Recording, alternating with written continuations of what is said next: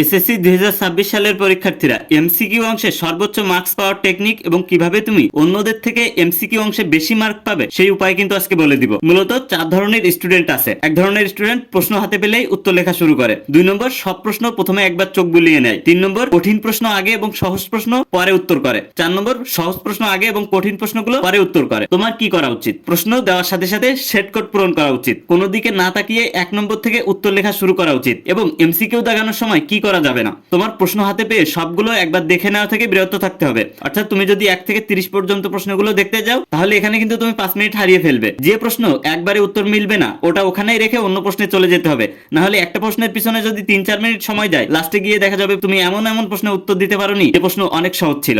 সব প্রশ্ন উত্তর করার পর যেগুলো রেখে দিয়েছিলে ওগুলোর উত্তর করতে হবে। এরপর ভুলেও একটার বেশি বৃত্ত ভরাট করবে না। অনেক স্টুডেন্ট আছে যে প্রশ্নটা হয় না 4টা বৃত্তই ভরাট করে দিয়ে আসে। এটা যদি করো তাহলে কিন্তু 1 মার্ক তুমি এমনি হারিয়ে ফেলবে। এমসিকিউ প্রশ্নগুলো উত্তর করার সময় যে বিষয়গুলো তোমার খেয়াল রাখতে হবে, সেট কোড ভুল করা যাবে না, কঠিন প্রশ্নের পিছনে বেশি সময় নষ্ট করা যাবে না, সহজ প্রশ্নটার উত্তর আগে লিখতে হবে। একটা বৃত্ত ভরাট করতে গিয়ে অন্য আরেকটা বৃত্ত ভরাট করে ফেলালে কাটাকাটি না করে সঠিক বৃত্তটি আবার ভরাট করতে হবে। কোনোভাবেই কাটাকাটি করা যাবে না, ওএমআর শিট ছিঁড়ে ফেলা যাবে না কিংবা ভাঁজ করা যাবে না এবং দাগাদাগি করা যাবে না, লাল কলম ব্যবহার করা যাবে না। আর তোমরা যারা আমাদের স্পেশাল সাজেশন শিট নিয়ে শেষ মুহূর্তে একটা গোছালো প্রস্তুতি নিতে চাও, আর যে কয়দিন আছে 3 থেকে 4 দিন সামনে থাকলেও কিন্তু এই যে শিট তোমাকে অনেক হেল্প করবে। এই শিট পরীক্ষার আগের দিন রাতে কিন্তু তোমাকে প্রচন্ড হেল্প করবে তোমার একটা ভালো গোছালো প্রস্তুতি নেওয়ার জন্য। কারণ আমাদের এই শিটের ভিতরে এমন সব টেকনিক দেওয়া আছে, ইংরেজি শিটের ভিতরে তুমি রিটেন পার্ট কমন না পড়লেও কিভাবে লিখবে সেসব টেকনিক দেওয়া আছে। এবং all subject science arts commerce দাখিল শিক্ষার্থীদের জন্য আমাদের all subject special suggestion sheet ready করা।